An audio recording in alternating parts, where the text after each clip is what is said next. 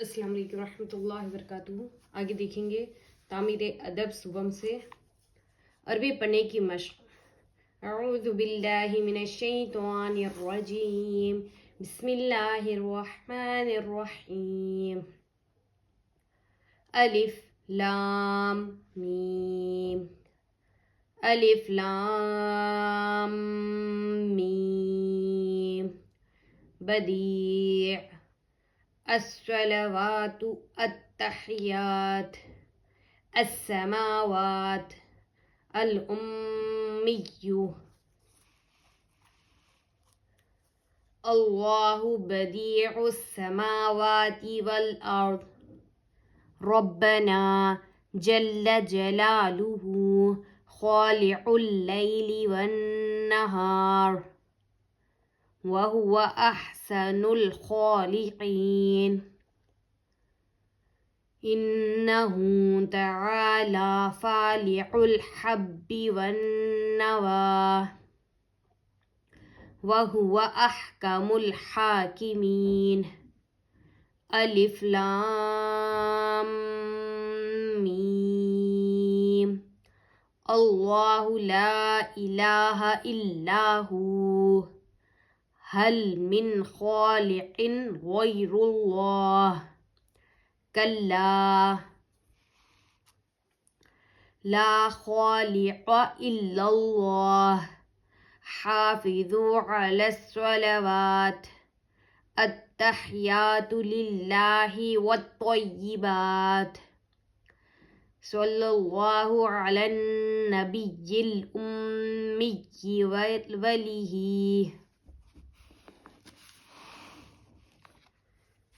صلی اللہ علیہ وسلم صلاۃ و سلام علیک یا رسول اللہ کیف ہا یا عین صاد ان اللہ جل شانہ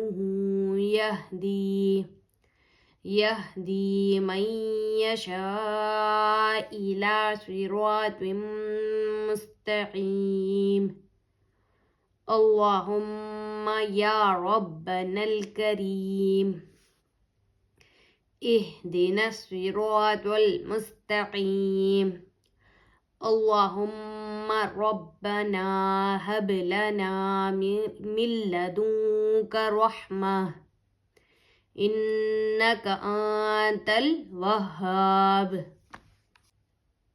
حضرت اسماعیل علیہ السلام ملک عرب سے شمال کی طرف ایک چھوٹا سا ملک فلسطین ہے۔ جب بابل کے کافر ایمان نہیں لائے تو حضرت ابراہیم علیہ السلام وہاں سے ہجرت کر گئے اور فلسطین میں آ کر آباد ہوئے۔ آپ کی 2 بیویاں تھیں، ایک کا نام حضرت سارہ اور دوسری کا نام حضرت ہاجرہ تھا رضی اللہ تعالی عنہا۔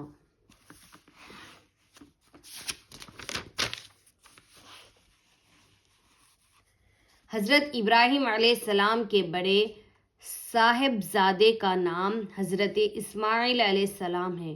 وہ حضرت ہاجرہ رضی اللہ تعالی عنہا کے مقدس بطن سے پیدا ہوئے تھے اور حضرت سارہ رضی اللہ تعالی کے مبارک شکم سے حضرت اسحاق علیہ السلام پیدا ہوئے جو حضرت ابراہیم علیہ السلام کے چھوٹے صاحبزادے تھے۔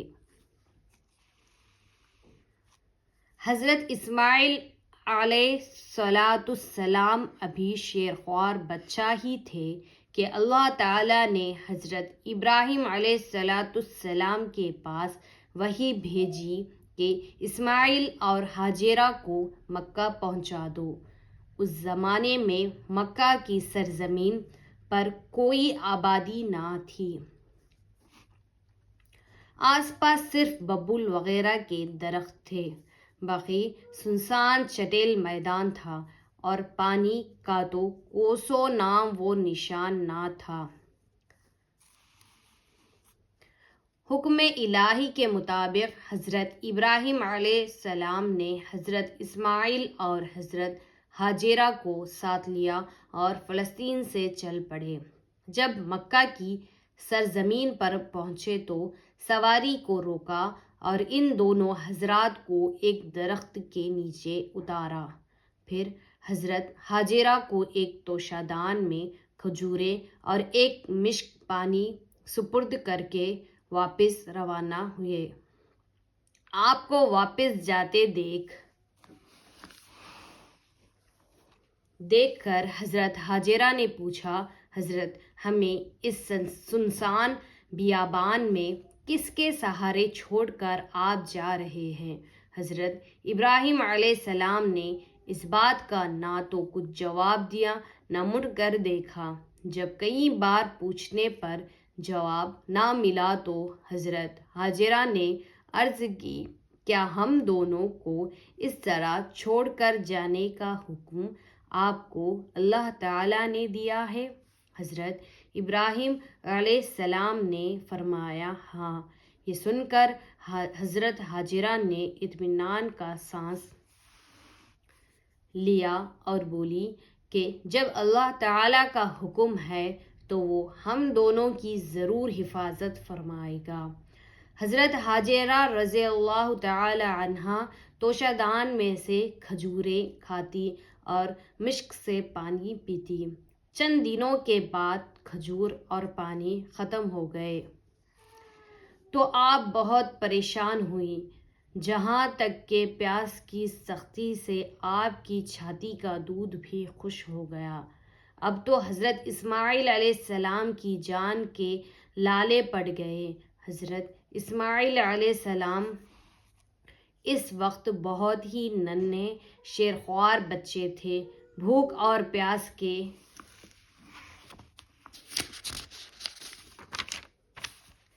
مارے تڑپ تڑپ کر ایڑیاں رگڑنے لگے۔ حضرت حاجرہ رضی اللہ تعالی عنہا دل دہلا دینے والا یہ سماں دیکھ کر بے تاب ہو گئی۔ اپنے ننھے بیٹے کو تو وہیں چھوڑا اور خود ادھر ادھر دوڑ کر پانی تلاش کرنے لگی۔ قریب ہی میں صفا اور مروہ نام کی دو پہاڑیاں تھیں۔ آپ دوڑ کر کبھی صفا پہاڑی پر چڑھتی اور کبھی مروہ پر جاتی اور دور دور تک نگاہ دوڑا کر پانی کی کھوج کرتی۔ اس طرح ان دونوں پہاڑوں کا آپ نے 7 مرتبہ چکر لگایا مگر پانی کا کہیں پتہ نہ چل سکا۔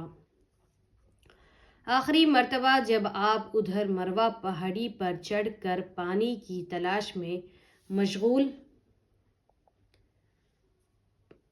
تھی تو ادھر حضرت جبریل علیہ السلام حضرت اسماعیل علیہ السلام کے پاس آئے۔ زمین ایک ٹھوکر لگائی جس سے زمین پھٹ گئی اور پانی کا چشمہ ابل پڑا۔ جب حضرت حاجرہ مایوس ہو کر واپس آئی تو حضرت اسماعیل کے نزدیک ابلتا ہوا چشمہ دیکھ کر بہت خوش ہوئیں۔ آپ نے سوچا کہ کہیں ایسا نہ ہو کہ پانی ادھر ادھر بہہ کر ختم ہو جائے، اس لیے آپ اس چشمے کے کنارے کنارے دھول لے کر مینڈ بناتی جاتی اور اپنی سریانی زبان میں کہتی جاتی، زم زم، جس کے معنی یہ ہے کہ تھم تھم، یعنی رک رک۔ بعد میں ہمیشہ کے لیے اس مبارک چشمے کا یہی نام پڑ گیا۔ پھر حضرت حاجرہ نے زمزم کا پانی خود پیا اور اپنے ننھے لاڈلے کو پلایا، جس سے دونوں کی جان میں جان پڑی اور بھوک پیاس ختم ہوئی۔ زمزم شریف کا یہ اثر ہے کہ وہ کھانے اور پینے دونوں کی جگہ کام دیتا ہے۔